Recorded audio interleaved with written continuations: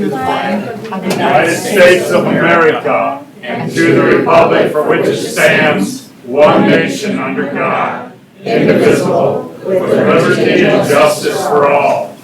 Amen.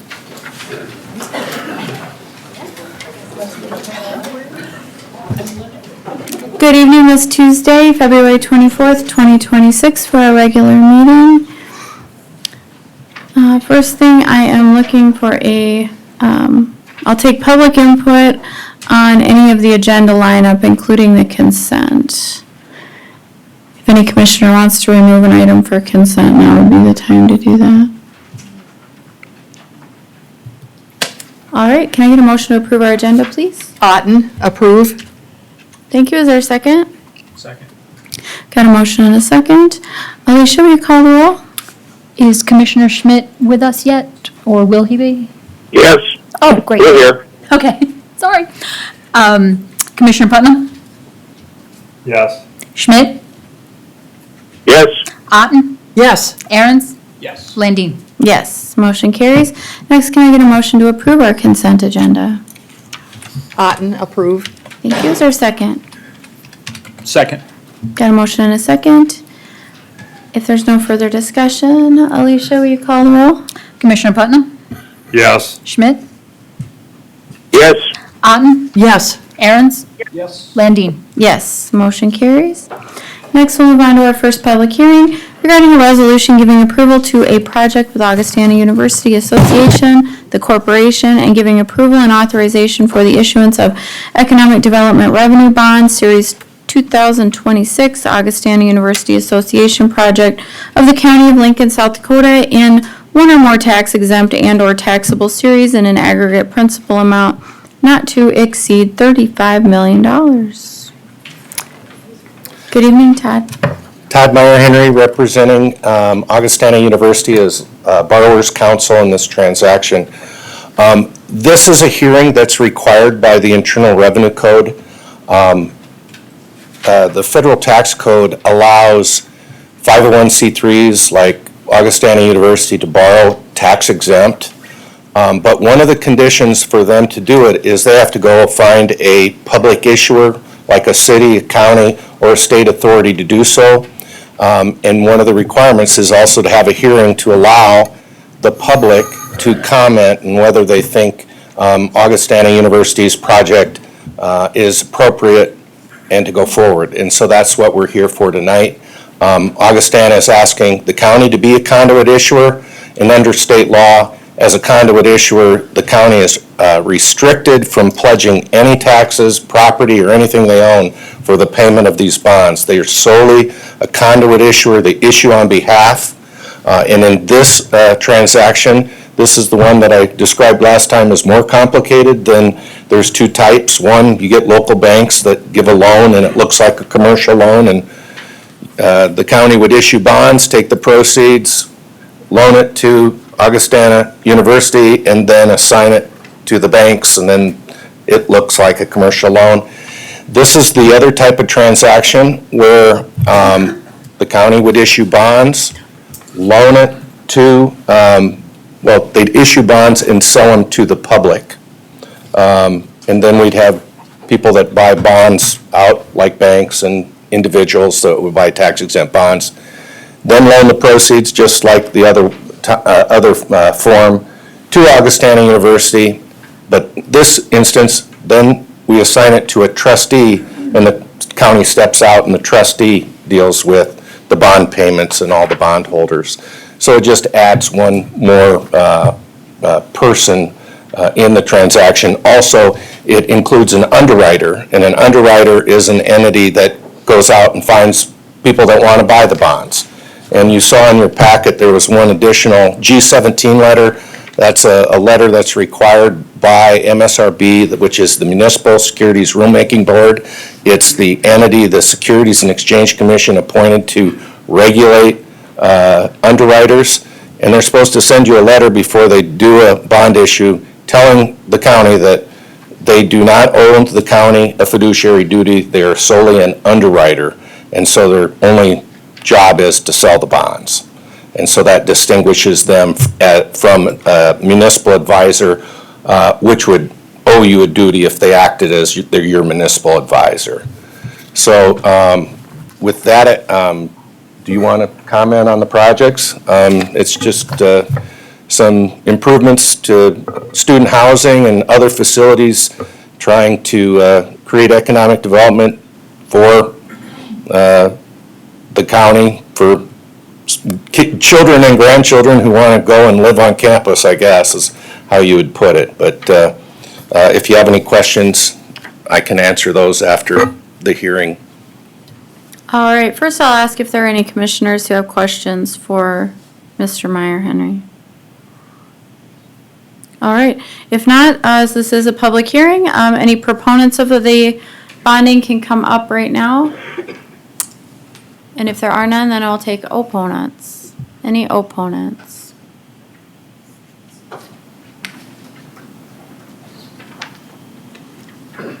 Linda Montgomery, Fairview, South Dakota. Now, I know and I've been told that these have been happening forever, these conduit agreements. My two questions why Minnehaha? Augustana is in Sioux Falls.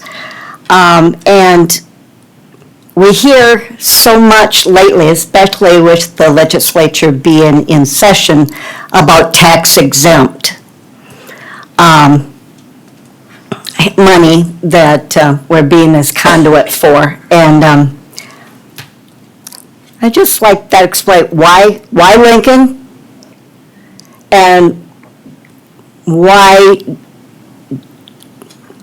tax exempt? Why are we supporting tax exempt when our citizens are taxed and need to pay the taxes?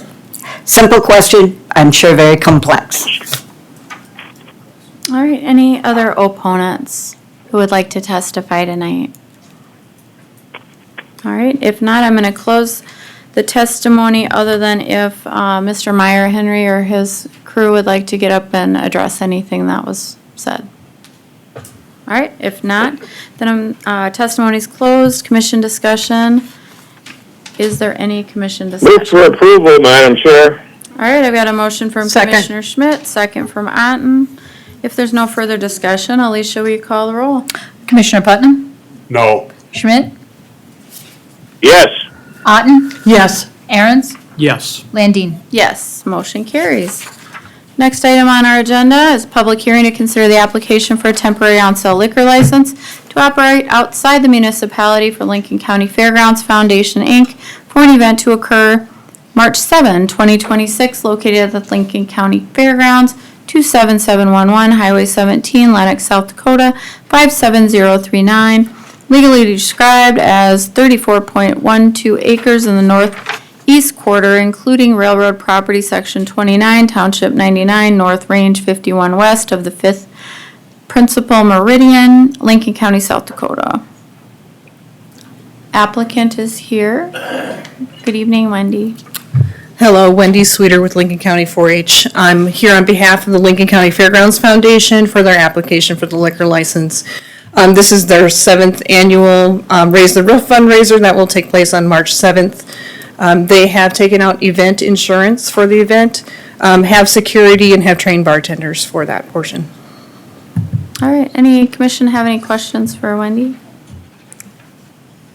All right, if not, this is a public hearing. Are there any other proponents of the application? Any opponents? Hearing none, I'm going to close testimony. And can I get a motion, please? Otten. So moved. Is that approval? Yes. Thank you. Is there a second? Second. Got a motion and a Second. second for approval. Alicia, go ahead and call the roll, please. Commissioner Putnam? Yes. Schmidt? Yes. Otten? Yes. Aaron's? Yes. Landine? Yes, motion carries. Next, we have our public hearing to consider an application for a temporary on-sale liquor license to operate outside the municipality for Boondocks Bar for an event to occur on March 7, 2026, located at the Brofton Building, 47189 US Highway 18, Worthing, South Dakota, 57077, legally described as the northeast quarter, X lots H1, H3, and north 423 foot northeast, 412 feet, northeast quarter, 209850, Lincoln County, South Dakota. Is the applicant present? Hello, I'm Caitlin Abbott, representing Boondocks Bar. We were asked by Section 16 Cattle Company to come out and serve drinks and beverages to their clients that are coming in to purchase cattle and bulls for that day on March 7th. We also do have trained bartenders that will be at that event. All right, any commissioners have questions for Caitlin? All right, thanks, Caitlin. Thank you. If any, are there any proponents of the application that would like to come up and speak? If not, are there any opponents? All right, then I will close testimony and consider a motion. Move for approval, Madam Chair. Second. I've got a motion from Schmidt for approval, second from Commissioner Otten. If there's no further discussion, Alicia, will you call the roll? Commissioner Putnam? Yes. Schmidt? Yes. Otten? Yes. Aaron's? Yes. Landine? Yes, motion carries. Next, we have a public hearing regarding the intent to enter into a lease agreement with Amdahl Construction, Site I-1, Skyhaven Hangar, Site J, Tiger Arrow LLC, Site L2, Gail Wilt, Site M1, Ron Keenahan, Site L6, James Bright, Site Q9, Novne Aviation, Jill Wilt, Site Q7, Legacy Aviation, P4 and 5, Shane Leininger, Site L3, Darren Rabe, Site S4, for a term exceeding 120 days and an amount exceeding $500 at the Marvski Lincoln County Airport. Afternoon, Commissioners. Drew DeGroat from the Lincoln County State's Attorney's Office. These are additional leases that have been opted into, new rates at the 40 cents as set forth by the Commission. So happy to answer any questions, but these are just another string of these leases being updated into the new provisions of the contract. Thank you. Commissioners have any questions for Drew? Everything's going accordingly that we talked about, and the dollar-wise, everything's on the money? Yes. Okay, I approve it. Any other questions for Drew from the commission? All right, if not, are there any proponents who would like to testify? All right, if any opponents? If not, we'll close testimony and consider a motion. Motion to approve. Move for approval, Madam Chair. Got a motion from Commissioner Putnam, a second from Commissioner Schmidt. If there's no further discussion, Alicia, will you call the roll? Commissioner Putnam? Yes. Schmidt? Yes. Otten? Yes. Aaron's? Yes. Landine? Yes, motion carries.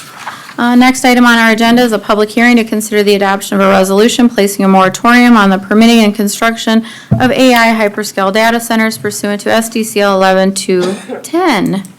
And originally, this was Commissioner Aaron's proposed moratorium. I also proposed one. However, my position on that has evolved since I first made that request. So Commissioner Aaron's, do you have anything that you'd like to present on a resolution? Thank you.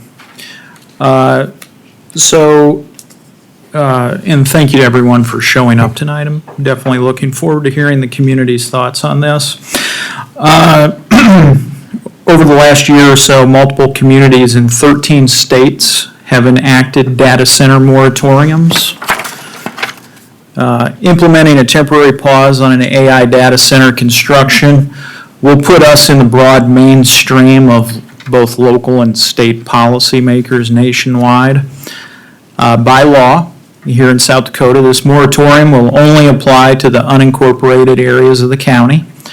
The moratorium may end sooner based upon the length of time it takes to develop the policy and zoning ordinance.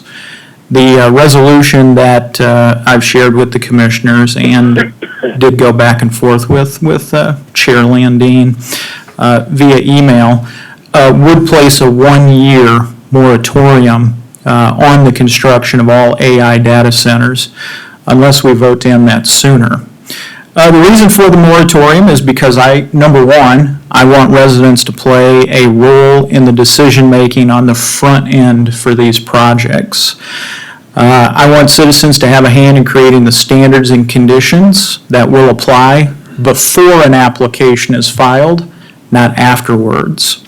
Definitely not at the second reading during the public comment period. By that point in time, under our planning and zoning process, it's too late to change the rules at that point in time. I understand that here in Lincoln County, we do have a plan development ordinance that has the flexibility to impose conditions upon building projects. However, after speaking to residents and people in the data center industry, that we're better off to have an informed discussion regarding the matter before an entity will file an application or a permit. So that way, developers, industry, and most importantly, citizens know the rules of the road beforehand, not after. There are a number of concerns that data centers bring with them. They can lead to high electricity cost, environmental concerns, and lack of transparency in how these projects are brought about. There are concerns whether private companies are socializing risk on the back of taxpayers. Multiple pieces of legislation right now in Pier are pending, and it's important that that legislation has time to work its way through the legislative process. I believe there was a piece of legislation sponsored by State Senator Chris Carr that recently passed the state Senate in overwhelming numbers.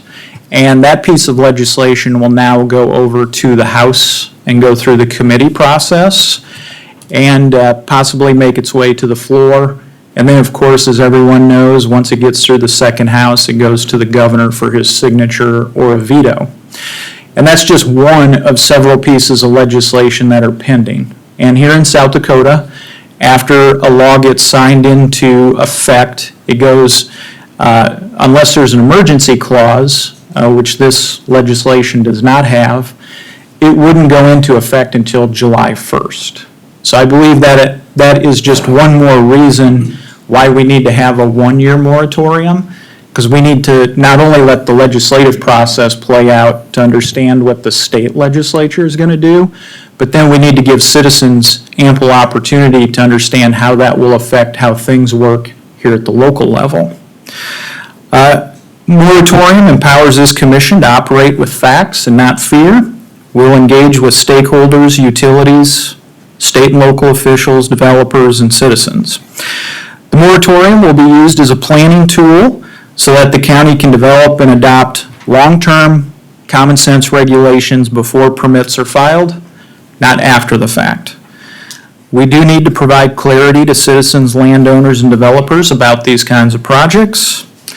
And I hope the commission will ensure that we have the necessary knowledge base to be able to operate from a position of strength before endeavoring to understand and regulate these types of entities. Lastly, I just want to say this. It's very rare in America today where the public is so unified on a bipartisan level. Democrats, Republicans, and everyone in between are so deeply affected by this life-changing technology.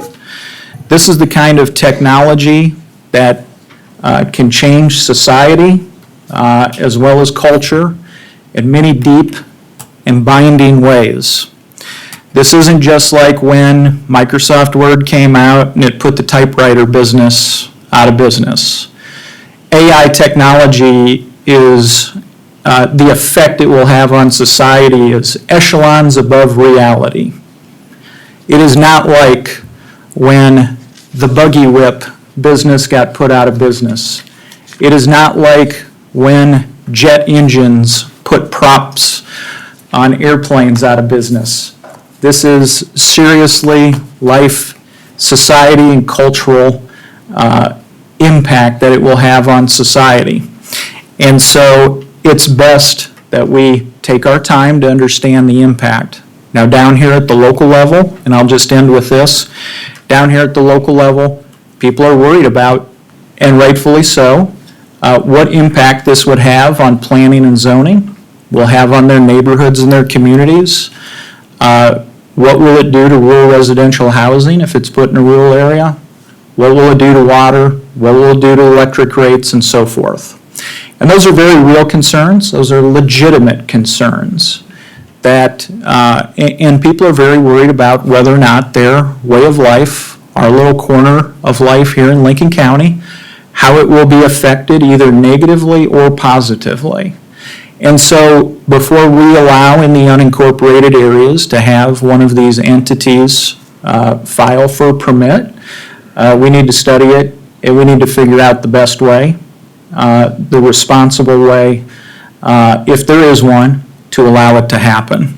And so I look forward to hearing from the public and from the commissioners tonight. Thank you. Thank you, Commissioner Aaron's. Is there anybody that wishes to testify as a proponent of the moratorium? If you do, the way we're going to handle this is I'm going to limit it to 30 minutes for total time. So if one person gets up and speaks for 30 minutes, we'll still be done at the end of that time. So I ask that you please be cognizant of others who may wish to speak. Any proponents of the moratorium?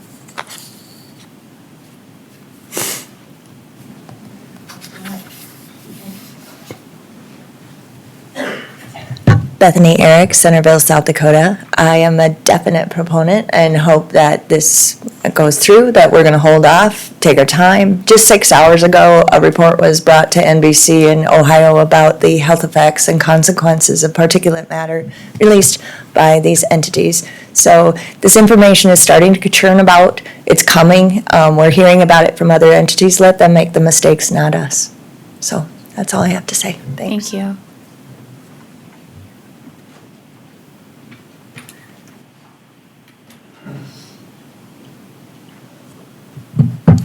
Good evening, Scott Montgomery, Fairview. Thanks, Joel. I appreciate you sharing your information with us. First of all, I'd like to talk about potential water usage. Local news agencies are reporting 10 gallons a minute, which ends up to be 5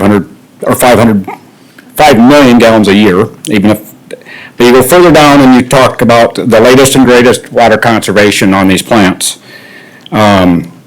Microsoft closed loop, a 450 megawatt data center uses 350,000 gallons a day. That's the latest and greatest water saving technology. So it's a far cry from 10 gallons a minute.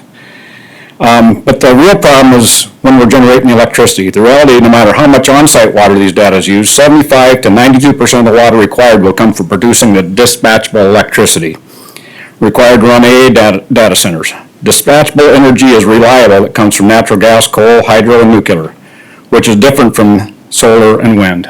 They can't rely on that because it often isn't there. No data centers want to talk about the indirect water use, but in reality, these data centers use the same closed loop, most up-to-date modern cooling technology as Microsoft is building in Wisconsin. The actual peak water will be between 1 million and 4 million gallons a day. We need to be open and honest figures on this water usage, not word salad or figures withheld from the public by the use of non-disclosure agreements. What is so secret that needs to be withheld from the citizens of Lincoln County? This is going on right north of us in Sioux Falls, these non-disclosure agreements. And I just have a real hard time understanding why things have got to be so secret that we can't know about it. On another note, I'd like to talk about the electricity. We've for decades been told we need to conserve to keep the prices down so we don't have to build more power plants. For example, of changing all these lights in here, this whole building was changed to LED lightings just recently to the tune of somewhere close to $70,000. So we're conserving. Certain rates don't go up. Now, all of a sudden, it's burn, baby, burn. Burn all the power. We got more power we know what to do with. It appears to me that maybe we want to keep building these power plants so we can justify having a CO2 pipeline. You know, that's been defeated, and if we keep adding carbon to the atmosphere, that justifies that. So I just believe there's absolutely nothing appears to be as it is. There's always got to look further down the line and see what's actually going on. I know we all hear about how great AI will be. I ask you to take the time to read about the evil that AI is capable of.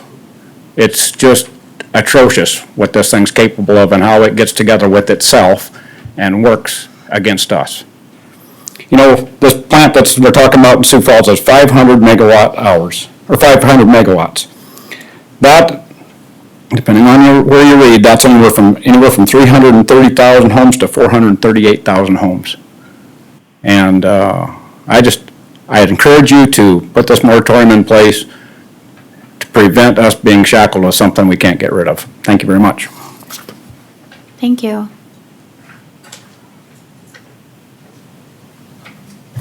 Hello, Susie Pratt, Lincoln County. In dealing with hyperscale data centers, residents had many questions. Asking about how these facilities will treat their water, where will we get this water, what health effects are caused by these facilities, what about possible light, air, sound, water pollution, and billions of dollars of equipment that's near impossible to recycle. All of these answers remain opaque or concerning at best. When it comes to water, we all share the same aquifers. Representative Lenz posed a question during committee on 10:05 asking about decommissioning plans. The response left much to be desired. Let the future generations figure it out. Local municipalities all over the nation have been leagues behind in their ordinances and legislation regarding hyperscale facilities because historically traditional data centers have not been bad neighbors. These new large-scale facilities propose novel risks that are still being measured and studied. I ask you to please consider this pause so that we have the opportunity to catch up on the local level. Surely, if we can be considering lengthy tax incentives for this industry, it wouldn't be too much to ask to give our local communities at least a year to catch up. I have here the petition from the City of Sioux Falls, which over 5,000 residents wanted a say in, many of them also Lincoln County residents. I ask that you take this time to create ironclad ordinances in order to ensure your communities are protected proactively. Thank you. Thank you.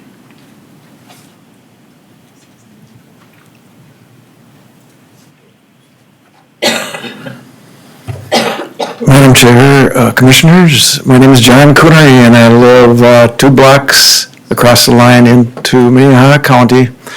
And I thank you, I appreciate very much that you are looking out for your residents of Lincoln County and really for the people surrounding areas as well. I was one of a number of people that are here tonight and others that went up to Pure this last week and spent several days testifying and listening to testimony in these various committees on AI. And the reason that I did was because I really have had experience in a couple of different things that are impacted here. One is short-term, obviously, construction. There can be a short-term. For 7 years, I was a carpenter. I can appreciate that. But then I also was educated, and I worked for 31 years as a software engineer for a couple national companies. And so I understand technology. You know, that was more what you consider legacy, some of their systems and data centers and so forth, which a lot of times gets conflated together. They're not the same things. So I'm not anti-technology, but it is a tool. However, to your point, you have an opportunity right now to get in front of this with zoning and standards. And one thing we continuously heard up in Pierre was that there should be local control in those areas, and they push back against zoning. And so here you have an opportunity, unlike, unfortunately, our city council in Sioux Falls did not take that opportunity, and so people are vulnerable and going to be impacted. And it's not, as the lady before me said, water resources. The developers of the current Gemini up there, when asked point blank, where will they get the water? And he said, we may have to truck it in. So how many tens of thousands of truckloads of water would be brought across our roads, new roads, bridges and so forth would be destroyed potentially, or if they pull it out of some other well, it's still the same aquifers. Also, as mentioned, the health impacts. I actually went out to that site with an EMF meter to find out what the current EMF ratings are on that power line. It's probably 125 kilowatts or kilovolts. And that's already beyond the expected advisable level of EMF radiation. Bringing at least 100 or 500 megawatt station up there will potentially put that off the charts. And as the lady said, EMF has tremendous health impacts out to hundreds of yards from the location. So you need to understand that, and you need to have input from your people. And so I congratulate you, and I hope that you'll take seriously what others have to say. Thank you. Evening, Tim Arnold, Lincoln County. I just first want to say, Commissioner Aaron's, thank you for bringing this up. As stated, there's way too much environmental impact that we don't know yet on these data centers.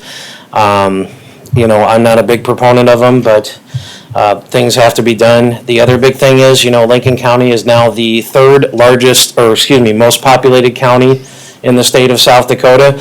So I really hope with this that Lincoln County does start a precedent with this. Thank you.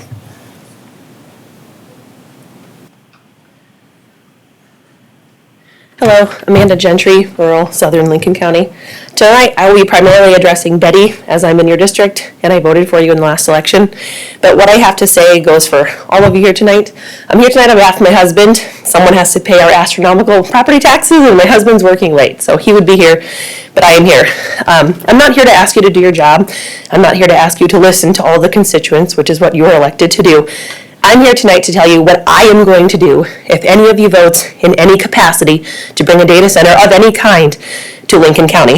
If Sioux Falls wants one so bad, they can put it in Paulton Haken's front yard, and his best friend, T. Diddy Sanford, can help him pay for it. It is not the responsibility of rural Lincoln County residents to pay for Sioux Falls' boondoggles one way or another.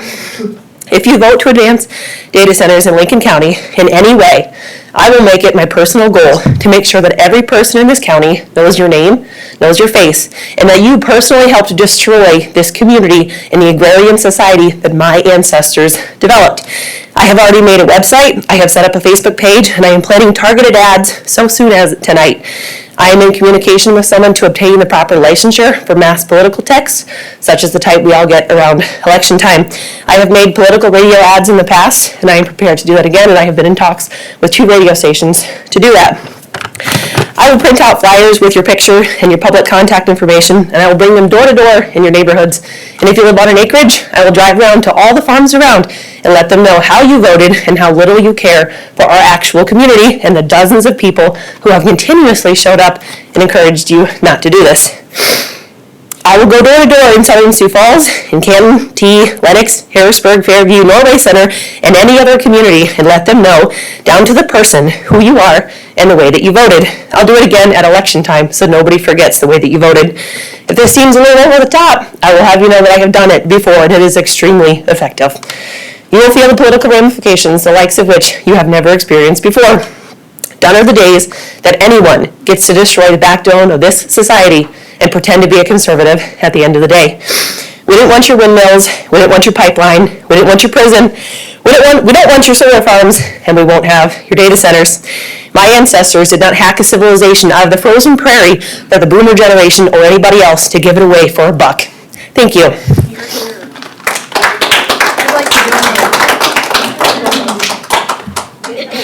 Other proponents, I understand.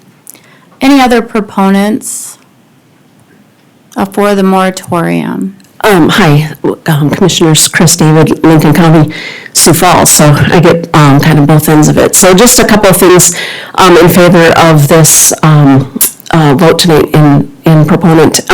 One of the things that we watched too, as Mr. Clooney was saying, that in Pierre, a lot of it was like, well, let's bring it back to local control. And so one thing that was unfortunately killed was the NDA bill. And that's a concern, and another reason that this needs to go to a moratorium, because who's the financiers behind this? We asked that regarding Gemini, and they said, well, that's financiers are unknown, we're the agents for it. Well, how do we not know that they're not foreign investors when we have where you can't foreigners can't own land now in South Dakota. So it's a complete conflict there possibly. And if they're not going to tell us who the money is coming from, that's a huge concern.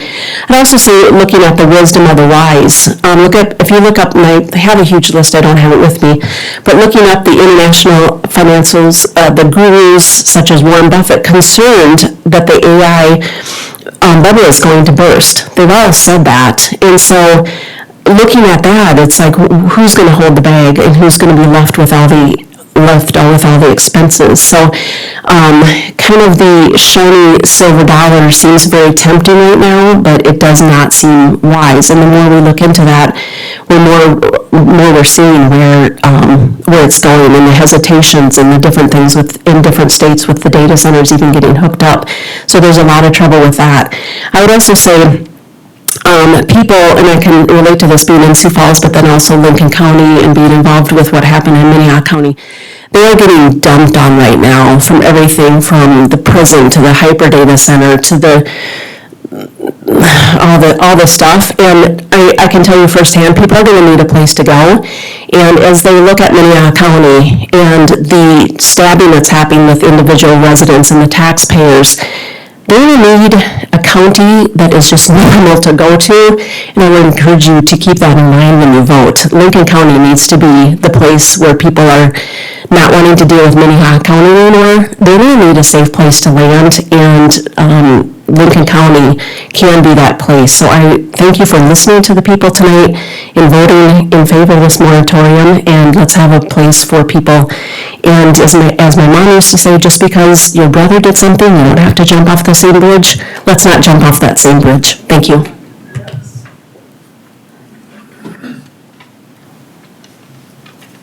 Beth Quayle, Harrisburg. Thank you for the opportunity to speak. I 100% want a moratorium on data centers, at least for a year. Honestly, I don't want data centers in South Dakota at all, and this is why. There are many issues related to them. I'm focusing on environment.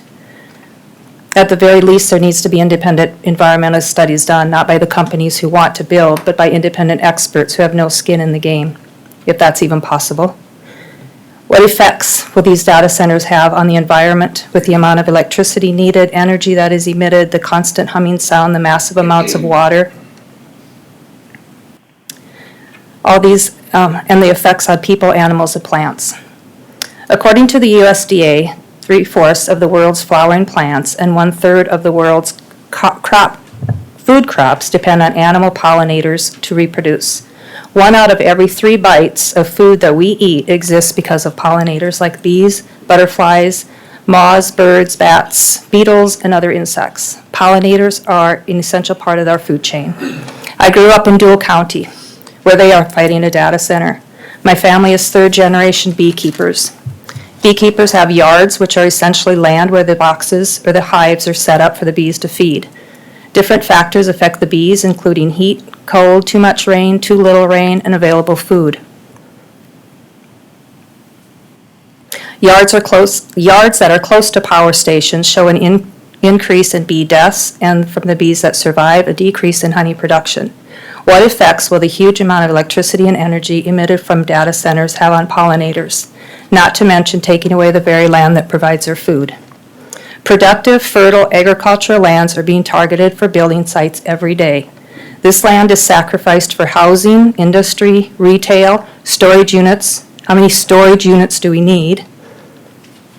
More acres are being sacrificed for confinements, feedlots, solar farms, and data centers. When will the economic development gods be satisfied? When the last acre of farmland is raped and destroyed forever? When the last of the prairie and the wide open spaces that define South Dakota is covered with concrete and buildings? Remember the Lorax, Dr. Seuss? It's not just a cute little kid story, it's a warning. South Dakota is known and loved for the beauty of the land, the wide open spaces with nothing but nature, the rich, fertile farm ground. That's why we live here. That's why people move here, and that's why people visit here. Why do we want to destroy more land? Obviously, someone will benefit from the data centers, but the majority of South Dakotans will not. I don't want my grandchildren and great-grandchildren to curse me and ask why I didn't do more to to preserve the beauty of South Dakota. The only thing worse would be the cursing from the descendants of the very people who promoted and allowed it to happen.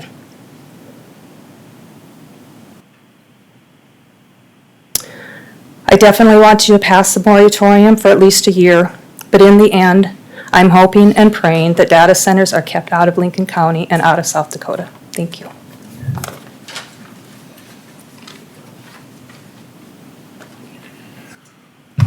Good evening, Madam Chair, members of Lincoln County Commission. My name is Jason Vanentop, 47929-277th. Saturday, I spent a morning with our representation from Carl Lems, Kevin Jensen, and John Schubeck at the Cracker Barrel in town here, and of course this topic came up. And Carl made mention of this CEO from IBM, I'm probably going to get his name wrong, but Arvind Krishna, and he made a statement late in 2025 that these massive multi-billion-dollar investments in AI are likely unsustainable, unprofitable at the current high costs. He estimated that 1 gigawatt center costs roughly $80 billion to build. And some of the key points he also made was they possibly won't even cover their interest expense. And the rapid depreciation of the AI chips every 5 years, which is certainly not going to be profitable. So, long story short, and it's been said with the carbon pipelines as well, the corporate welfare and the crony capitalism, that's what's driving this. And ultimately, the American public and the taxpayers and the ratepayers are the ones going to suffer.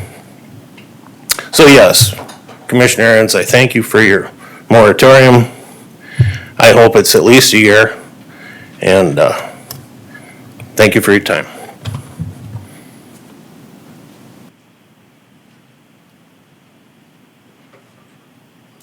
Any other proponents of the moratorium?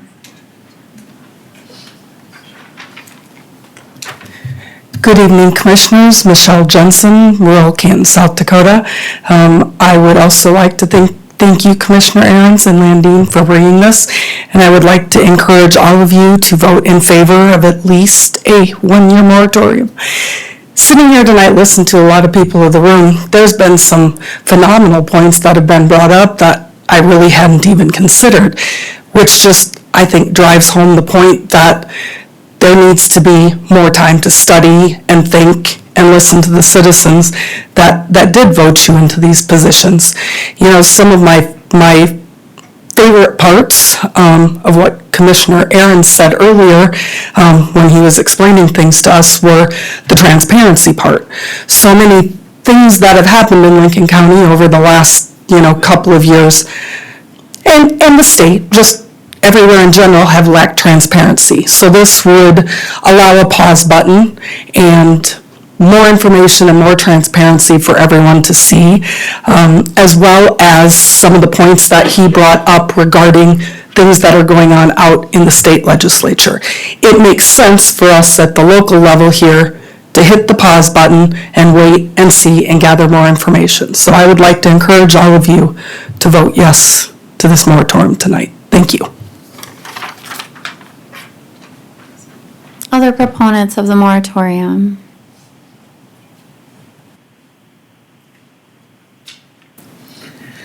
Good evening. Bridget Myers, I'm from Minnehaha County, currently serving as a precinct committee woman for my area. I'm also the Minnehaha County State Committee woman. I was part of the data center petition drive in Sioux Falls, and due to the cold and the short amount of time that we're allowed to collect petitions, it was extremely difficult to reach the goal of 60, I believe it was like 6,700. We came short, obviously. It sucks that the time frame's that, but 400 people showed up to city council that night. It was the biggest turnout I've ever seen in the history of the time I've lived in this city. Maybe the Walmart on 85th might have beat it, but it would have been pretty close. So I'm just asking for you to do what our city should have done, which was put a pause button on it. Give yourself some time, some space to make the right choice. I have a couple of kids, obviously, in my house that are concerned about data centers. They're reading about it in school, folks, and it's not good. The big concern, too, is that it is going to be obsolete within 3 to 5 years, is what they're estimating, because quantum computing is going to be replacing it. So we're going to build these huge buildings that are not going to be worth anything in 3 to 5 years because something else is going to be faster and better. So I'm just asking for you to consider that tonight. One of the other things that we heard in some of the comments was the diesel generators that run when they're limited on power. The diesel generators that run produce a lot of pollution for people that live around them. It smells terrible. It's terrible for you to breathe. And all the damage it's going to do to our environment is a big concern to me. Using up all our utilities and our power and our water more than what a city would use is a big concern.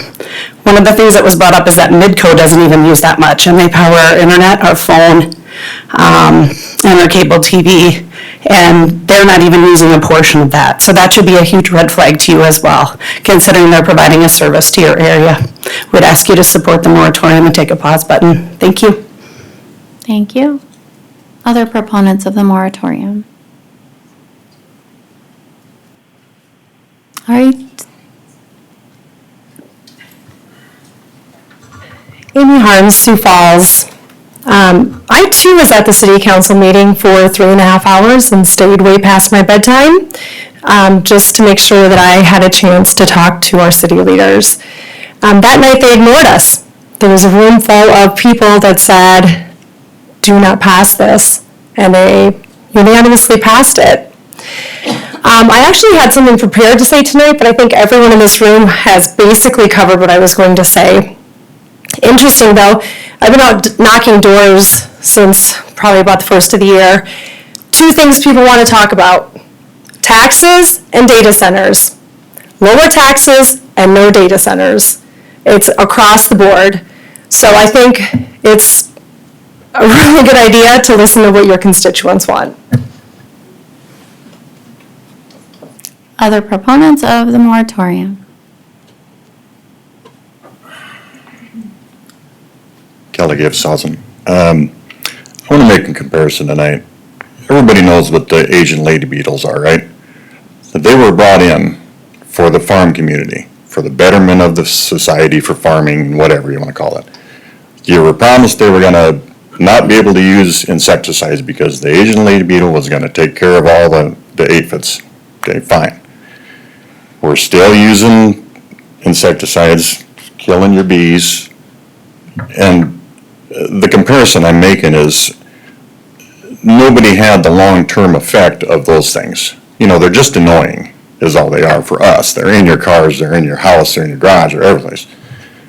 The same with the AI data centers, and they're going up all over the country.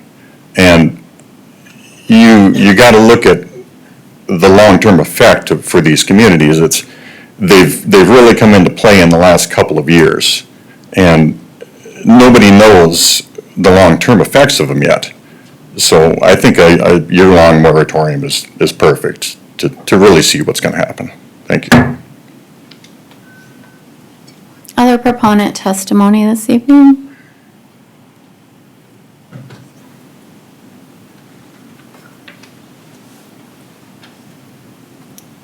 Good evening, Sherry McKinney from Canton, South Dakota.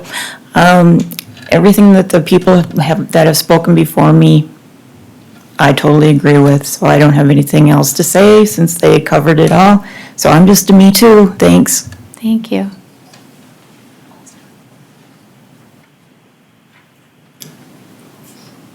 Linda Montgomery, Fairview, South Dakota. I am a me too.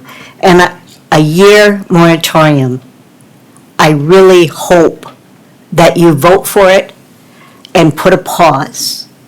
We need to think, we need to hear what the legislation has to say. Please, pause for a year. Thank you. Other proponents of the moratorium?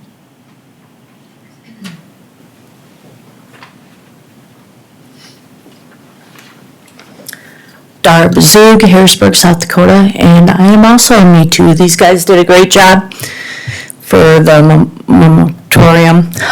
So, yes. Anyone else? Got a couple minutes left. Alan Reinpold, Fairview, South Dakota. And I thank you for everybody who's come up and spoke tonight. Very good points were brought up. And I would like to say we are way too quick to believe everything that's preached to us on some of these things. And the AI data centers is the finest example around of being told that this is good for us. We should all believe that this is in our best interest. We're way too quick to believe that. So thank you for putting a moratorium on it for a year. I would love it if we put a long brake pedal on it. That would be wonderful. Thank you.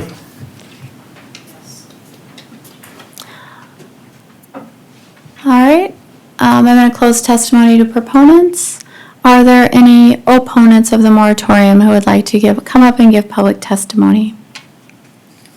Can I read an email that I received? Yeah, absolutely. I got an email who the gentleman wanted to remain anonymous, so I'm just going to read it. It's thank you for listening to your constituents, not just the loud minority. I will not be at the meeting tonight due to the angst and vitriol seen at past meetings. After all, we're all supposed to be neighbors wanting the best for each other. In direct contrast to someone in the past who said all Lincoln County residents are opposed to data centers, I and others have no problem with either data centers or CAFOs. What we do have problems with is putting in place infrastructure paid for by these businesses wanting to move in. Our roads need to be kept in good shape by the businesses using them. Finances from either the townships or the county should never be redirected to care for these roads. Why are we allowing anonymous testimony here? All of us have to give our name and address. I'm going to ask for order in the room. Anybody speaking from the audience is going to be asked to leave. Many trucks traveling these rural roads are licensed by other states, so Lincoln County receives no money from them or any wheel taxes. We urge your consideration to add additional conditional use requirements to any of these businesses, putting the onus on them to use their finances to help our roads and infrastructures, keeping it intact respectfully. Thank you. Other proponents who would like to give testimony today? I'm sorry, opponents. I misspoke. Proponents? Opponents of the moratorium, I'm sorry. Evening, Commissioners. Scott Sandel with Lennox, from Lennox. Lifelong South Dakotan, born and raised Dolan Ranch Land in western South Dakota. I find myself in a very interesting predicament right now. From the standpoint of I'm not for data centers, and I'm not against data centers. I just find myself in a place for the last 25 years, I've been in the data center industry. To the point where I built the data center that you drive by in Yankton. If you go to the lake, you drive right by it. You don't even know it's there. So I rise to the point where a moratorium that you're going to vote on tonight, and if you decide to do that, what will it do? What is the benefit? Well, Joel here mentioned a lot of political stuff around great. People will vote, and we'll like that. It'll make the people feel like we won something. It'll leave communities in kind of a, what is it? What is the moratorium? Because I don't understand, are you stopping data centers? Are you stopping AI? Are you stopping an AI data center? What even is that? I've been in 2 data centers, one today. Today I was in a cave in Kansas City where a data center is. Last week I was in Arizona, in Chandler, another data center. You wouldn't even know they're there, okay? What it won't do for me, your moratorium if passed, lower my taxes. It's not going to do that, right? It's not going to find creative economic additional funds to help offset the need of property taxes. It's not going to do that. It's not going to stop the data center growth. You're just not going to. It will make pause, and it will, with my customer base, will start to understand how do I use the spaces that I have more effectively. So in Linux, last night, and in the last couple of months, we've taken a different approach. As opposed to just stop. We're stopping what we don't understand. We've taken a feasibility study approach, where you're talking about we need to take a step back and study it. We're actually doing that in Linux, to the point where we've put together a high school club to start to understand, what does a data center even mean? What could it mean? What is the possibility? What can the infrastructure in Linux even handle, right? We've given that now to a group of students to figure out, hey, this is your world, this is your life. What do you need to know as to the technology that you use? We're at the point right now where we meet once a week. My wife is here with me. We're both in the industry. What would that mean to Linux? We look at the infrastructure. We look at the community. We look at the environment. We are setting up the group to where we're going to have a community input meeting. Bring us all the questions that you want us to research so we can give them to the students and have them take charge and bring that information back to the community. This is what we found. I could go do that. I could go figure out those answers. But why? Why not have the kids do that? So if 1 and 2 are true, 1 being, yeah, we got some infrastructure that we could use. We have the right power. We have the right fiber. We have the right water, we have the right whatever, right, to figure out the infrastructure, and the community would support that, right, the community's on board, and we find the right tax revenue to a point where, hey, that revenue, if targeted correctly, could go back to the school district, to the county, to the city, to raise some economic development, whatever that looks like, and lower our taxes. Ultimately, I'm selfish. I want some of my taxes to go down. Could we do it? And if we found 1 and 2 is true, hey students, we find it's true, who then would even look at Linux to build that size of a data center? That comes to the commercials, right? Who would do that? That's my wife and I have lots of industry friends. We're looking at what you would call social accord. There's an industry out there called infrastructure masons. That's exactly what they do. What is the social accord to build data centers correctly in any community? What does that mean? So like I say, we have taken a different approach in Linux, to which is, hey, students, this is your world, this is your life. Help us figure out what the heck we're even talking about. Even though I've been in many data centers, it's time to pass that knowledge on. What other careers can come out of that for them? So, with that, I want you to stay tuned to Linux. Stay tuned in a way that we're going to figure out, is it right? Is it not right for our community, right? We're going to research that. We're going to study that. And we're going to start exposing that to other communities that want to take the same approach of, hey, would you like to do a feasibility in your community where we give education to kids, career opportunity, exposure. We have currently about 25 guest speakers from around the world that are going to come talk to the Linux students around the different careers that they have landed in the industry. So that's where we are in Linux. Whether you vote a moratorium or not, we're over there in Linux doing this study today. So thank you. Thank you. Other opponents of the moratorium, if there are any? All right, if not, I will close testimony from opponents of the moratorium, and then I will ask for any proponent rebuttal testimony. I will limit that to 10 minutes. And it needs to be germane to what the opponents just testified about, so I don't need any new testimony or repetitiveness. It would just be to address the opponent's testimony.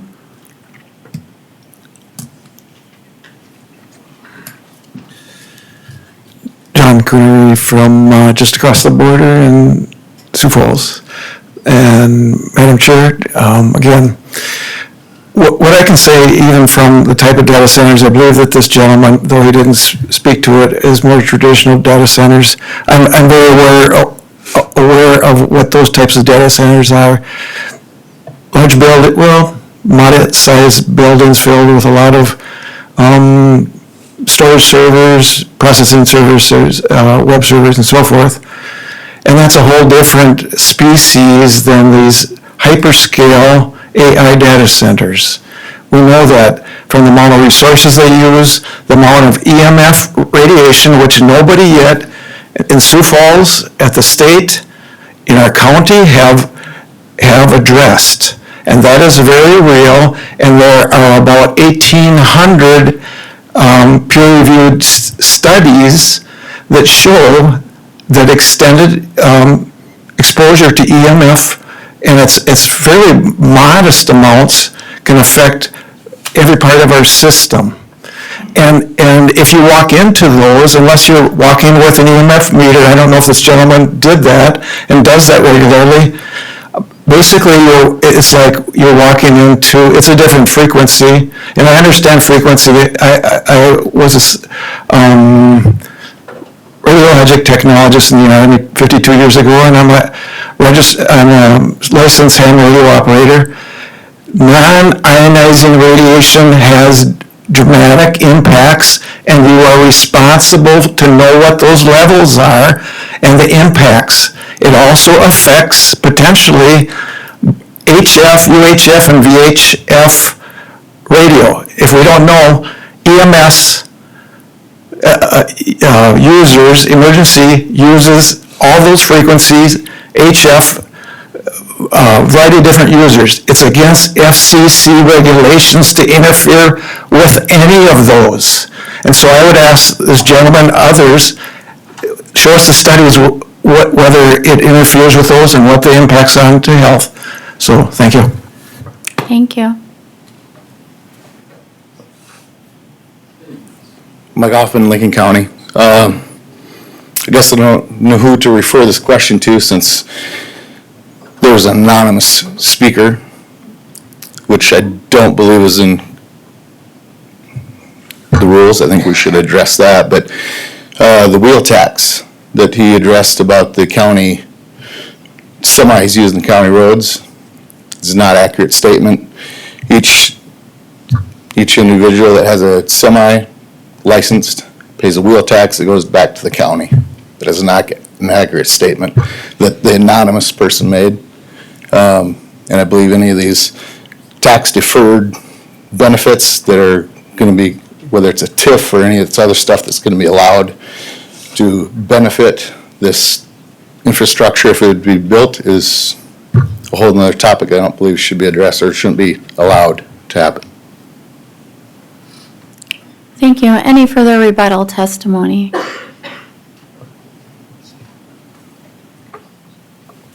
I'll introduce myself, Scott Montgomery, Fairview. I'm 100% opposed to anonymous testimony here. I like this guy's idea. Let's study it. But let's not issue any permits until we know what the heck's going on. You know, we're all students too. We're a little more advanced students. You know, we're out here paying the taxes. We're making sure the world keeps working. I love your idea, but look, you know, we've all testified here tonight. We're students. We've done the research. We've looked at it. Listen to us. Thank you. Other rebuttal testimony from proponents of the moratorium? All right, if not, then I will close testimony. And, I have something I'd like to say. yep, commission discussion's open, so go ahead. I'm with everybody here, but I'm a little confused. I'd like the definition of a moratorium. And if I could get Drew to come up and explain the definition of a moratorium. I think it's the statute that's on the screen. Let him. Yeah, I guess that's what I was exactly going to point to. It's just the statute under 11.210. A lot of great testimony here tonight, both opponent and proponent. But at the end of the day, it is, if you look at the statute, it's right in there. If a county is conducting in good faith, intends to conduct studies within a reasonable time. And so that's what the moratorium would be. It'd be for whatever, I'm not a policymaker, I'm just reading the statute here. Yeah. But at the end of the day, it'd be a moratorium for the commission to take the time to study the type of use and how that would interplay with our current zoning or regulations. In a moratorium, do you have to hire outside, or can you just handle everything in? I think that'd depend on the commission direction. Would we have the bandwidth in-house to study it? Probably not, but that'd be a commission directive towards staff on how you would like us to conduct the studies. But we would have to hire outside,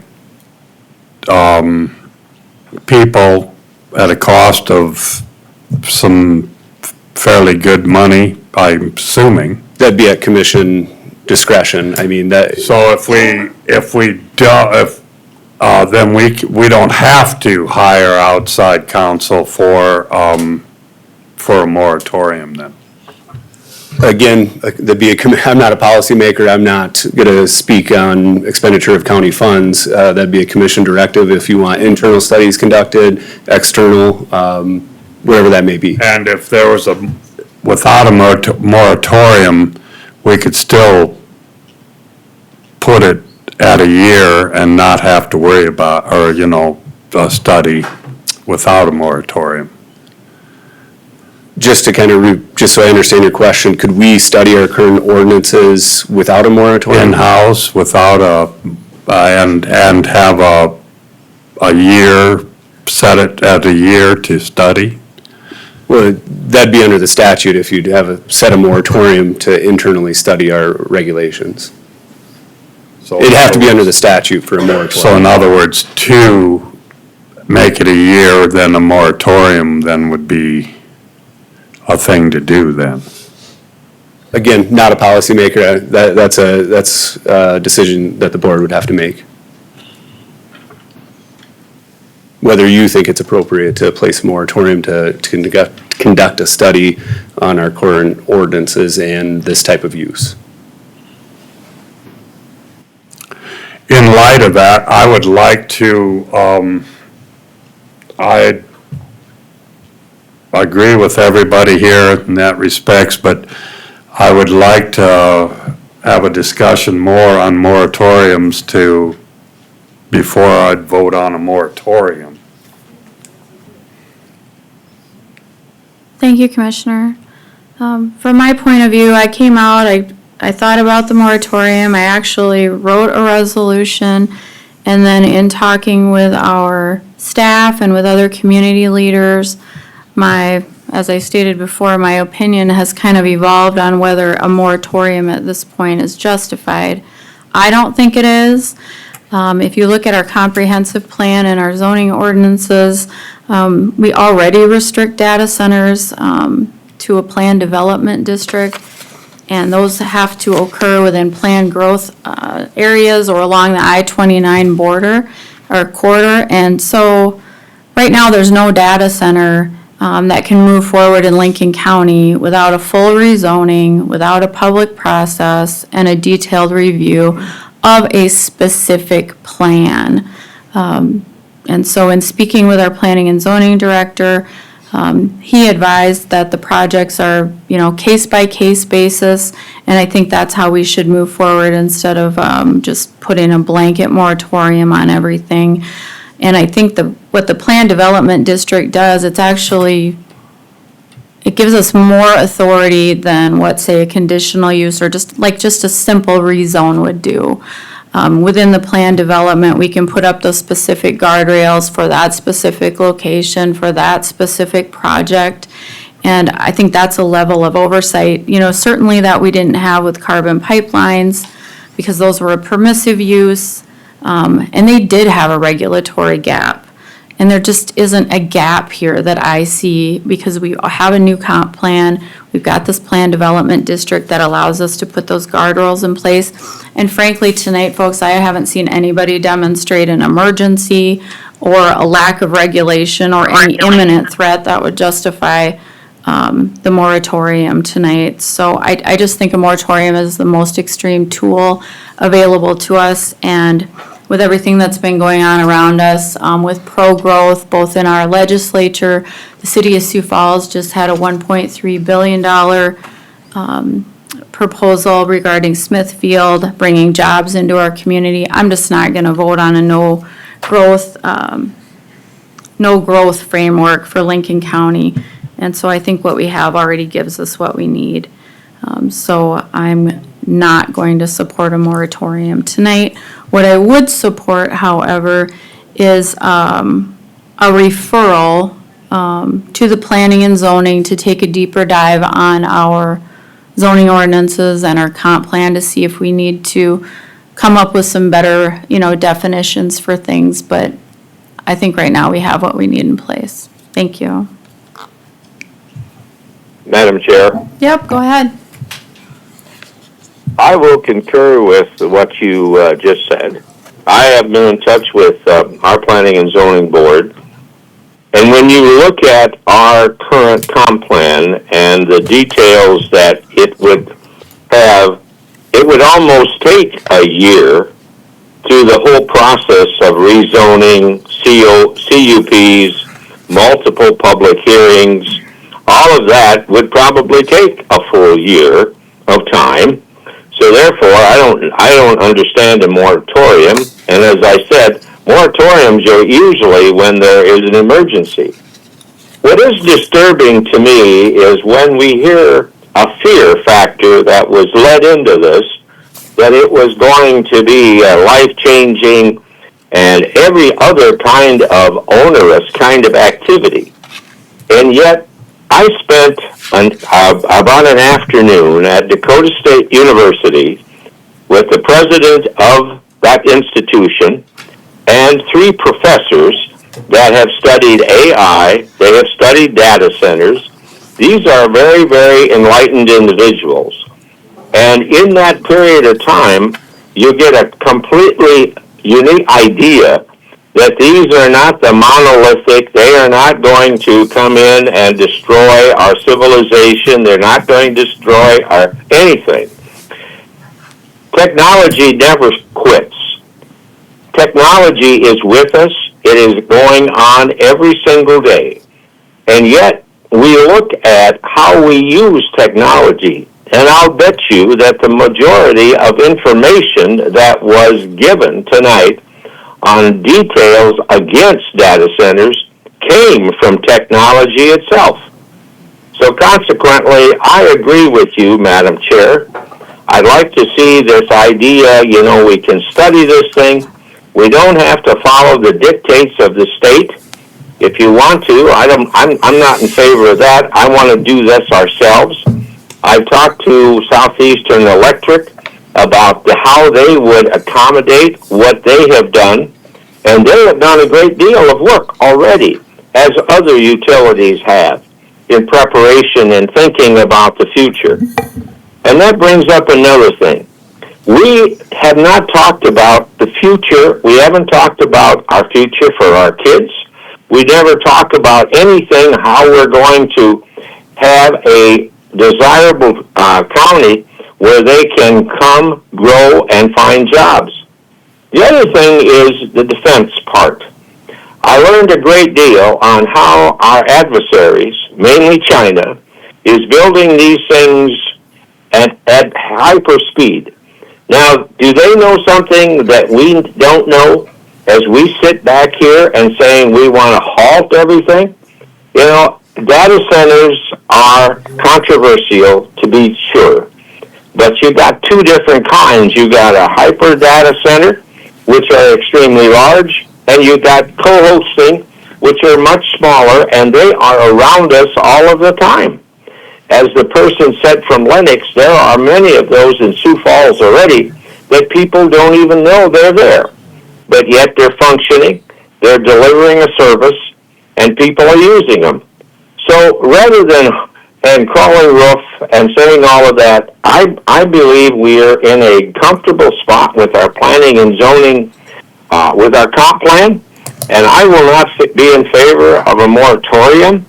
Not that I'm not saying we shouldn't learn more, but I don't think we need that process to go through it. We already have one. Why replicate that? So I will not be in voting for a moratorium. Thank you. Thank you. Other commission discussion? Commissioner Otten? I'm not in favor of a moratorium either, no matter the threats. I'd like to see the moratorium in China. Just let it go there. Madam Chair, may I? You may. Want to thank everybody for their comments tonight. Scott, thank you for your comments too. I appreciate it. It's never easy to be the lone man out there, is it? I know something about being the lone man. Recently, a very prominent, wealthy person in Sioux Falls posted a reply on a made a Facebook comment to me and said, "Dude, you're on the wrong side of history on this." And I thought about replying with, well, I'm a lifelong Minnesota Vikings fan. I know something about being on the wrong side of history. But I look back at my history on this commission so far. Spring Creek Golf Course, state wanted to put a campground there. I brought forward a resolution wanting to push back on that. This commission voted that down. What did history say? Well, the state backed off. State of South Dakota wanted to build a prison in our backyard. Myself and Commissioner Gibbon at the time, we brought a resolution. It failed. We were on the right side of history on that one. Solar farms. I opposed it due to some drainage issue. I think we, as a commission, were on the right side of history on that one. Windmills. This county voted on them. I think the county was on the right side of history on that. This county has a long, proud history of telling the elites, the experts, it's not for us. You do what you want to do in your slice of America, we'll do what we want to do in our slice of America. We're not Luddites. We're not anti-technology. We're not sticking our heads in the sand. What we're simply doing and saying is we're defending a way of life. We're defending a lifestyle and a quality of life. And this process tonight is just one more step in defending that. And so with that, I would make a motion to proposing that we institute a one-year moratorium on the construction of data centers. I hadn't asked for a motion, but is there a second? If there's not a second, then the motion fails. So just. I would like to see it go a couple more here. I'd like to know more about a moratorium. Thank you for that. So I just want to remind everybody that this commission, if memory serves me, voted unanimously to support the I-29 and 85th Street Interchange TIF district. That is an economic development district. To me, that vote said we guide growth, we don't halt it. And that's where I'm at tonight because I think the moratorium contradicts that philosophy. So I think there's a lot of points that have been made on this commission. And Commissioner Aaron's, I appreciate your history lesson, but it's very politically driven in my view and is not really looking at the actual need for a moratorium. So Commissioner Putnam, did you have anything else that you wanted to say? That's about it. I'd like to just see more about the moratorium, what it is, what the definition is, and then, like I said, I'm not for any of this, so. What I would do, I guess, just to get us off the dime here, is ask for a motion that the Lincoln County Commission refer the matter of data regulation to our Planning and Zoning Commission for review and recommendations, which would include examination of our comprehensive plan, our zoning ordinances, our plan development district standards, our infrastructure impacts, and maybe there's a licensing mechanism for utilities that we can look at. And if I can get a motion to that effect. So that's moved, fine. Madam Chair. Thank you. Second. Got a motion and a second. If there's no further discussion, I would ask for a vote on the question. Commissioner Putnam? No. Schmidt? Yes. Otten? Yes. Aaron's? No. Landine? Yes, motion carries. Thank you, everybody.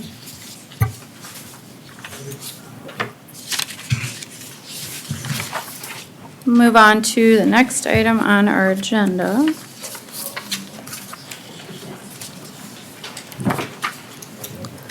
Which is board action to consider a request for lien compromise or settlement from 0109135 in the amount of $474. Afternoon again, Commissioners. Getting up and speaking on this issue, the applicant actually pulled me out of the meeting and asked this to be moved to the next night meeting. He had to leave to take care of his mother. I said as long as it's his request, that we can move it. So just asking that we delay or postpone this until the next night meeting, which would be March 24th, I believe. So that'd be the ask that I have, is just postpone this action until that next night meeting. Do we need a motion to that effect? Yes, please. All right. You've heard the request. Is there a motion? So moved, Otten. Second. Got a motion and a second. If there's no further discussion, Alicia, will you call the roll? Commissioner Putnam? I guess I'm not sure what was going on, so I'll vote. We're just postponing the agenda item on number 6. Other side. Other side.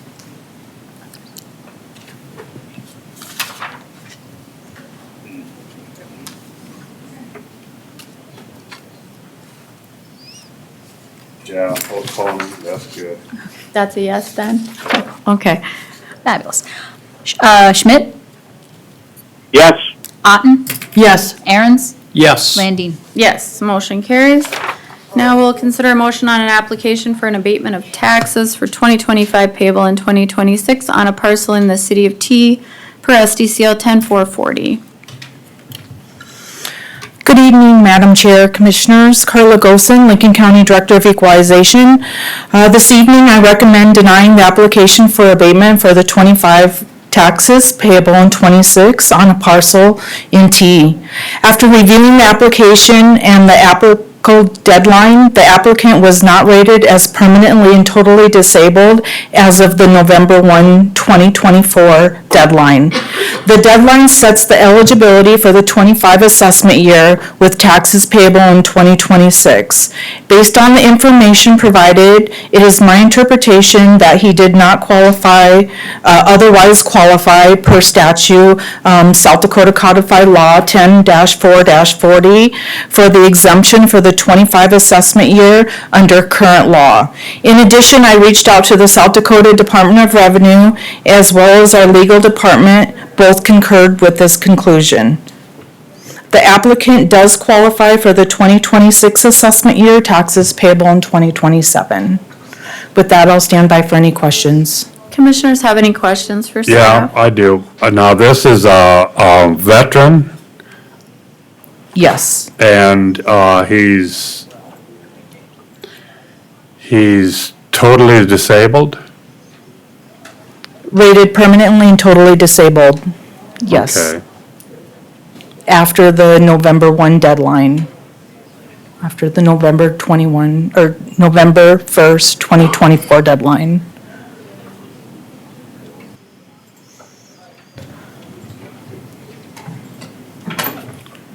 Other questions for staff?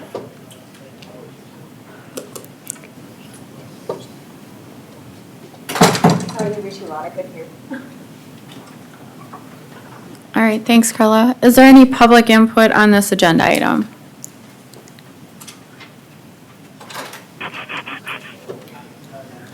Lynn Montgomery, Fairview, South Dakota, retired veteran. I find it interesting and convenient that in 2025, this man didn't meet up the standards. 2026 he does. I am suspicious, I don't, when it says, maybe I'm reading this wrong, and for abatement of taxes for 2025, paid in 26. He didn't meet the requirements in 2025, but did it in 2026. I just, I know veterans are near and dear to my heart, and I'm sure they all are, and if everything, if all the i's were dotted and t's crossed, I guess we have to go with this, but I'm grateful that he has been able to get what he needs now. Thank you. Thank you. Other public input on the agenda item? If not, can I get a motion to approve the application? I'm asking for that in the affirmative. Because that's what council wants me to do. Okay, even though it says motion to deny. Well, it's a request- motion on the application, the recommendation is denial, so if we do the motion to approve, then you would, if you don't want to approve it, then you would vote no. Can you ask Carla to answer that question if she wants to? Yeah, do you, what question do you Madam have? Chair, what was the question? Why he wasn't disabled before November 1st? Every veteran gets a rating from the Veterans Association, so the rating for the permanently and totally disabled came after the November 1, 2024 deadline. So as of November 1 of '24, the applicant was not rated as permanently and totally disabled. It occurred after that date. And that's our legislature deadline, right? That is correct. And I know you said that you already followed up with whoever you needed to follow up, and you were correct in denying it. Yes. Thank you. All right, any other questions on that? All right, thank you. Madam Chair? Yep, Madam Chair? go ahead. You know, I'm sitting here listening, and I realize that, that we have a deadline, and we have that rule to follow. But on the other hand, we got a totally disabled veteran, and that's near and dear to my heart. And I know I voted before on issues, but boy, I'm hard pressed to want to vote to deny him his tax abatement for this year. Maybe I'm alone on that, but I'm struggling here with that one.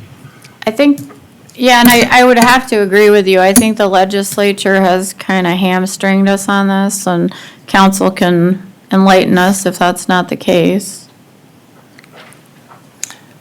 My question is yes, we can all agree and do this with emotion, but where does the law come in then, and how many other people then can come back and do the same thing? Yeah, at the end of the day, so the status and assessment year is set on November 1, 2024. As staff, we're reading the statutes, and that's our recommendation, is denial. At the end of the day, what the commission action is, that's a decision you have to make I'll tell you in statute, there's really no provision as far as what dictates the commission. That's just from our standpoint as staff, that our recommendation is denial based upon the statute. Drew, who would have standing to object to an affirmative motion of this commission? So a citizen would have to appeal the commission's decision in this. Right, and that citizen would need to be the person ostensibly who's receiving the benefit. Correct. So the only person who would have standing to oppose an affirmative vote of this commission is the beneficiary recipient who's asking for the application to be approved, correct? In theory. Thank you. I make a motion to approve. Thank you. Is there a second? I second it. Got a motion and a second for approval. If there's no further discussion, Alicia, will you call the roll? Commissioner Putnam? Yes. Schmidt? Yes. Otten? No. Aaron's? Yes. Landine? Yes. Motion carries. Okay, next, State's Attorney's Office training on open meetings. Is this gonna be entertaining? Hope not. How about brief? I'll try my best. Okay, fair enough. Again, Commission, Drew DeGroat from the State's Attorney's Office. We just did this in November, but under the rules of procedure, under the calendar, we placed this on today's agenda because in February, you designated February as the month that this training shall be conducted. Just a disclaimer, all content and comments are my individual impressions and opinions, may contain some errors or omissions, hope not too many. There are specific opinions cited as examples, kind of going through that, and we'll see that at the end. Just provided, just because I know this is released, a quick link to the South Dakota Attorney General's website and the open meetings brochure. This is a great brochure that haven't revised since 2023, so this does require some revision, especially now with some of the legislation that did come out that has revised some of these statutes, so just wanted to provide that, so that's available. Just kind of going through some overview, what constitutes a meeting, what is required under open meeting law, what is permissible, when is it permissible to convene in a closed executive session, what happens if a violation is alleged, and then there are examples. Basic rule, official meetings of any public body are open to the public unless a specific law is cited to close the meeting. What qualifies as a meeting in South Dakota? An official meeting is any meeting of a quorum of a public body at which official business of that public body is discussed or decided, or public policy is formulated, whether in person or by means of teleconference or electronic means, including electronic mail, instant messaging, social media, text message, or virtual meeting platform, provided the term does not include communication solely to schedule a meeting or confirm attendance availability for future meeting. And just so the general public is aware of that amendment, the communications for solely scheduling a meeting or confirm attendance, that was amended in 2025, just because it's a common sense amendment that if you're just trying to schedule a meeting, that you can have those communications through email with all parties involved.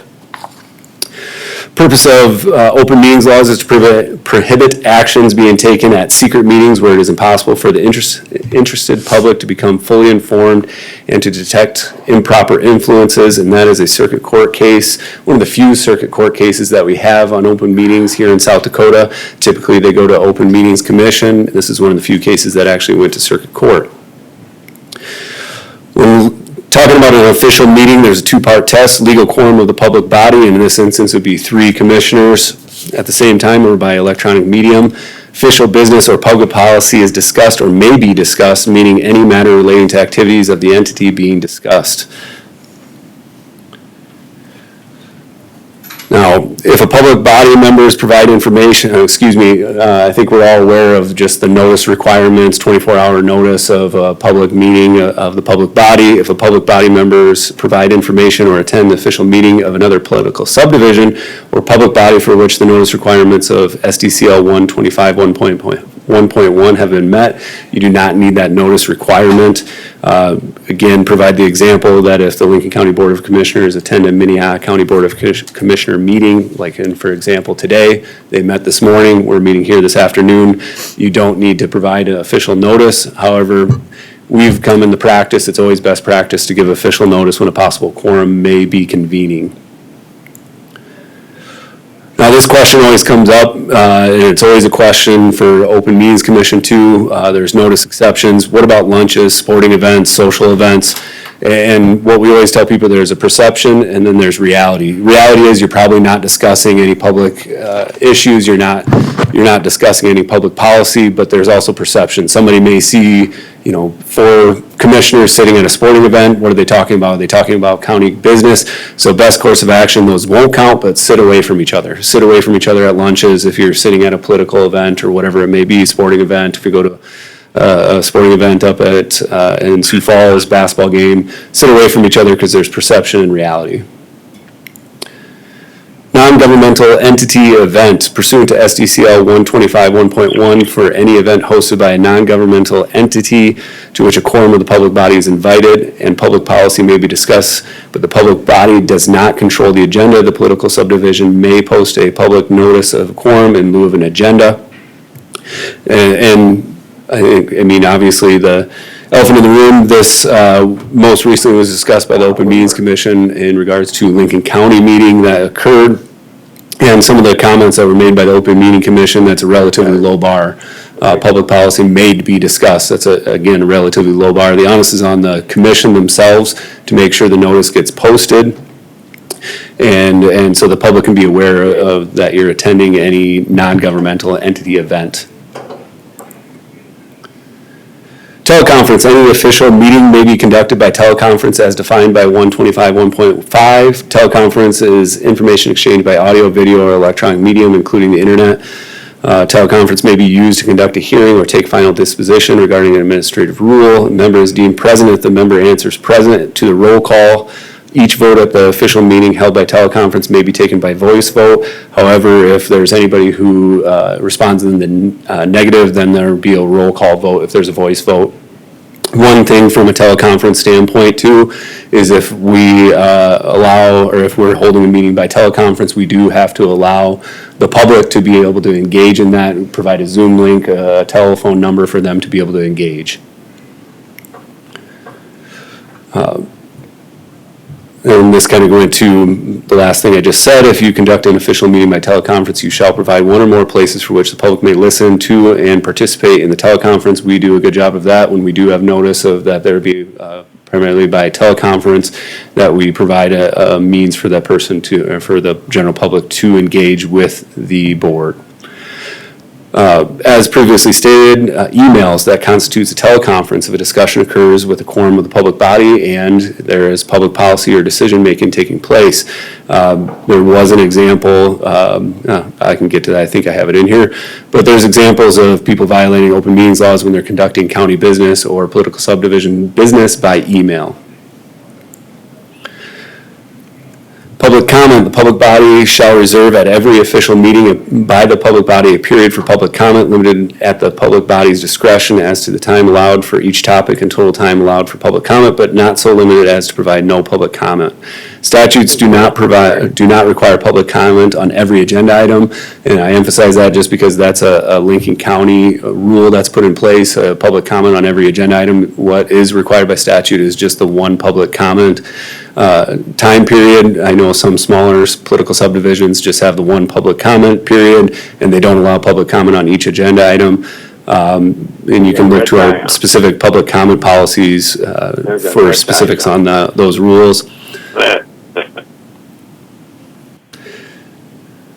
Notice of meetings, public body shall provide public notice by means of proposed agenda that is visible, readable, and accessible for at least entire continuous 24 hours immediately preceding any meeting. Must be posted visible to the public at the principal office, which would be here in the courthouse, and also on the website if it exists.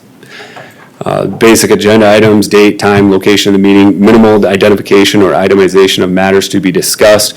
One thing that is going to be a legislative change on July 1st of 2026, Senate Bill 46 establishes that the proposed agenda gives sufficient detail to inform the public of any official business or public policy intended to be considered at the meeting. Just from our past practice, I think we've already practiced this. I know when we maybe have had some details out, the board has actually asked to postpone taking consideration of the items to the next meeting to ensure full public participation. So I think we've already followed this. We go in great detail on our agenda items. We post facts and vetting. So I think we already follow this and meet the requirements of Senate Bill 46. Again, going on with meeting, notice of meetings continued, public bodies shall provide public notice by means of proposed agenda. Proposed agenda may be amended at the time the public body acts to formally adopt the agenda. This should be utilized in limited circumstances on time-sensitive matters only. Again, I think since I've been here now 2 years, we've done it once. And that was a time-sensitive matter because we wanted to make sure we got the right pricing on a purchase. I think it was for the highway shop. We wanted to make sure we got the lower pricing because it was going to be increased the next week if we didn't do so. Special or rescheduled meetings, all previous requirements still apply. However, the information in the notice shall be delivered in person, by mail, by email, or telephone to members of local news media who have requested notice. There is no definition by statute what constitutes news media, but AG's position is that includes both broadcast and print media. Executive or closed meetings, I highlighted the three main ones that we utilize in our agenda. Discussing the qualifications, competence, performance, character, or fitness of the public officer, employee, or prospective public officer, employee. The term employee does not include any independent contractor. 3, subsection 3, consulting with legal counsel or reviewing communications from legal counsel about proposed or pending litigation or contractual matters. And subsection 4, preparing for contract negotiations or negotiating with employees or employee representatives.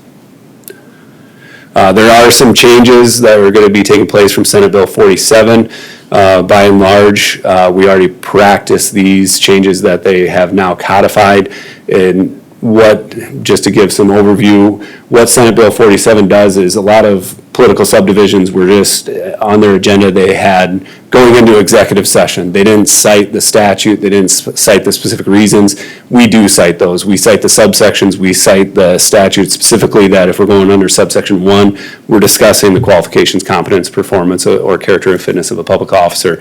If we were going in under subsection 3, you're consulting with legal counsel. So we already do those things. Again, another change that is effectuated by the legislature that we already do.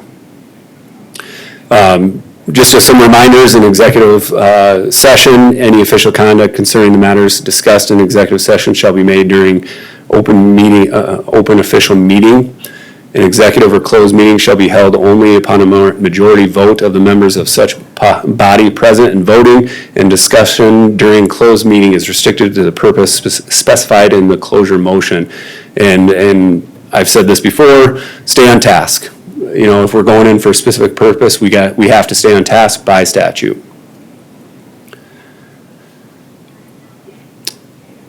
Again, this is going into some legislative action that happened out in Pierre. The following will be effective July 1st, 2026.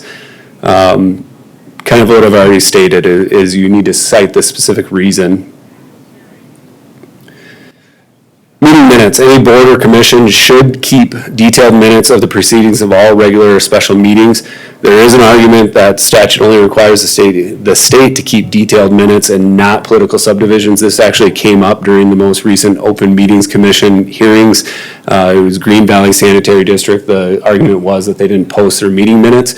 Well, the statute just says the state shall keep detailed minutes, and I argue that the county does keep detailed minutes. What is required is there needs to be an auditor report, so why do duplicate work keep detailed minutes so you don't have to also do an auditor's report? Unapproved draft minutes of any public body shall be available for inspection by any person within 10 business days after the meeting. This requirement is not applicable if audio or video of the meeting is available to the public on the county website within 5 business days. Our auditor does a great job, and those meeting minutes are available, even though we do have audio and video capabilities. If there is an alleged violation, the person alleging the violation must make a complaint to law enforcement. This complaint is actually signed under the penalty of perjury. It's a formal complaint that would conform to the requirements of Title 23A, which is the Rules of Criminal Procedure. What that does, then it goes to the state's attorney's office. What we do, a lot of times if there's a conflict or anything like that, we will then ask another state's attorney's office to review that alleged violation. If we believe there's not a conflict or we believe we can handle it internally, we will review it. We determine if there's no merit, and we can make a determination if there is no merit. If that's the case, it dies at that point and there's no appeal process. Or we can send the complaint and investigation file to the South Dakota Open Meetings Commission for further action. If the complaint involves the county commission, we can refer that or refer it directly to the Attorney General's office. If it is sent to the Open Meeting Commission, they'll review it, they'll give the public body an opportunity to respond, a hearing will be scheduled, arguments made by the complainant, also the responding public body, no right to appeal by either party for the decision made by the Open Meetings Commission.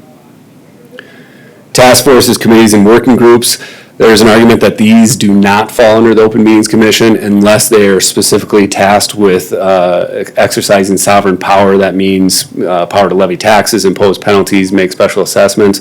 This board has not traditionally created task force or committees that would assign their sovereign power, so it's nothing that we have to worry about. However, this commission has also given directives when they do create those task forces and committees to follow the open meetings laws. Public records in conjunction with public meeting in addition to the meeting minutes, SDCL 127 1.16 requires any public body must post meeting materials on the public body's website or make those materials available to the public at least 24 hours prior to the meeting or when made available to the members of the public body, whichever is later. Some miscellaneous slides here. Enforcement of public record laws contained in SDCL Chapter 127 are handled by separate procedures found in SDCL 127-35 through, I believe it's 37. SDCL 125-11 requires public bodies to allow recording, audio or video of their meetings if the recording is reasonable, obvious, and not disruptive. Now we're getting into examples. Some of these are the same that we had, and so I'll kind of fly through these, but I wanted to highlight some of them again, and then also some of them that will also be changed because of the legislature. Commission releases an agenda for upcoming meeting in compliance with the 24-hour requirement. At the start of the scheduled meeting, the commission adds an agenda item to appoint a new superintendent to its utility district. Is this a violation? No. It was a proposed agenda that was noticed 24 hours in advance.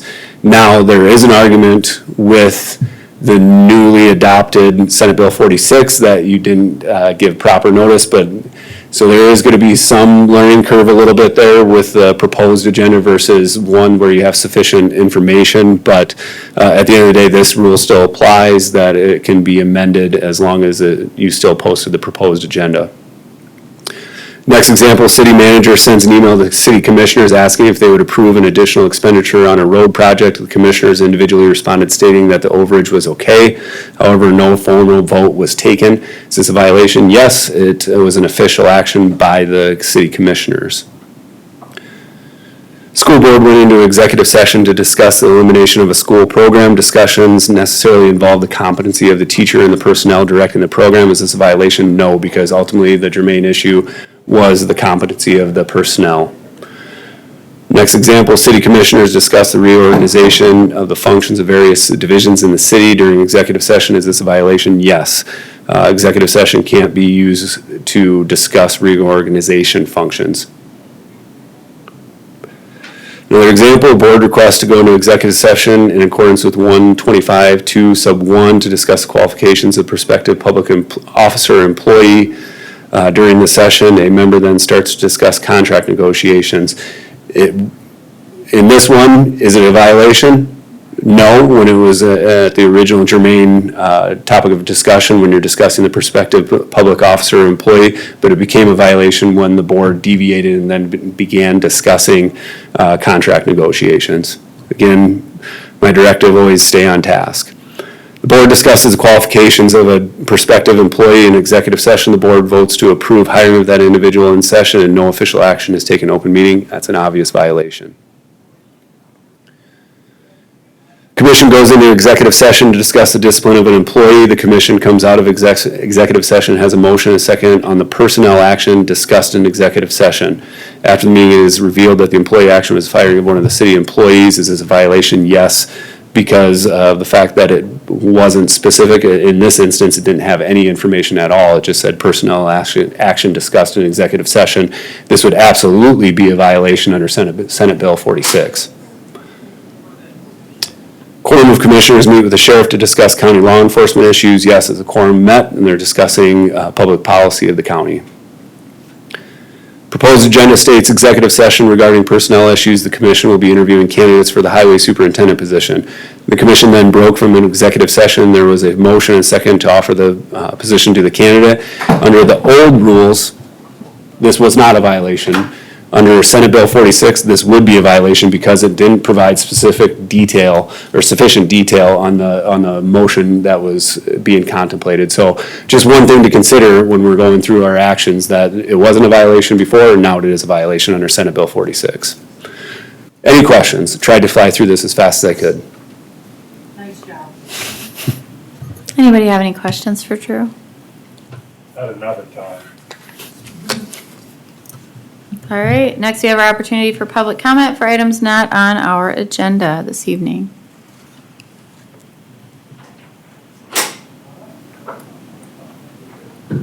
If there is none, we'll move on to commission office reports. Any reports this evening?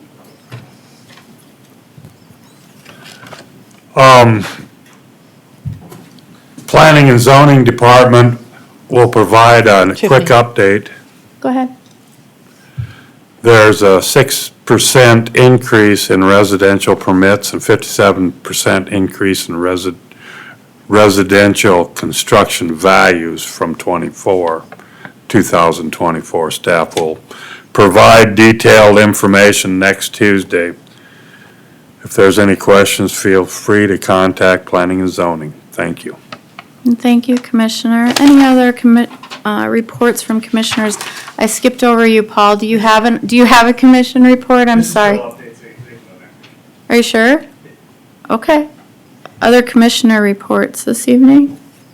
I do. On Friday, we met the Lincoln County SS4A SAT meeting was number 7, which was out in the hallway tonight, and it was about the prioritization of Lincoln County safe streets. And so that was out when you guys all came in to look at what they had out there.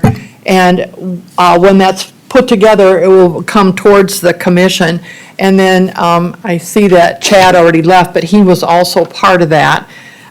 So that was well attended tonight, it looks like.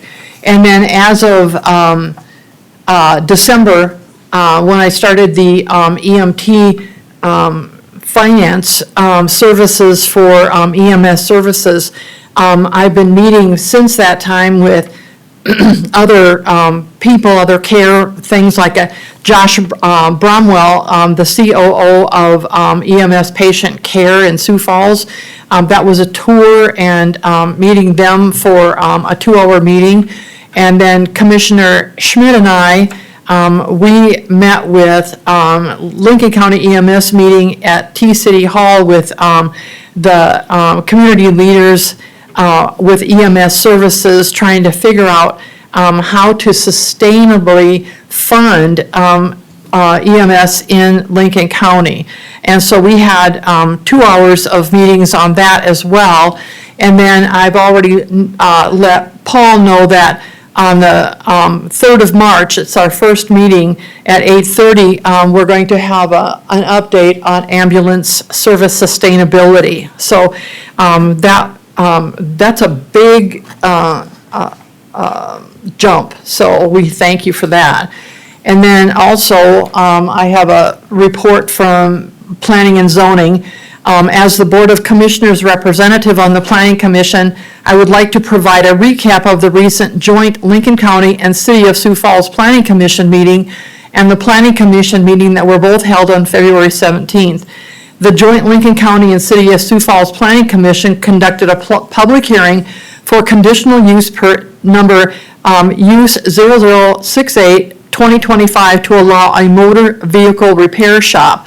The joint Lincoln County and City of Sioux Falls Planning Commission approved the permit with 10 conditions, and no appeal was filed within 5 days of the decision, so the conditional use permit is effective.